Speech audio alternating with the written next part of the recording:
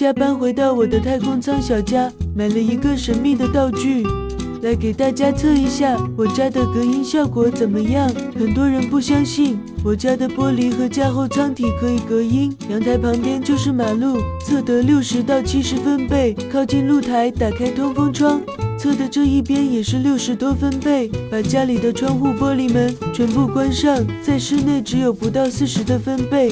你说我的太空舱隔音牛不牛？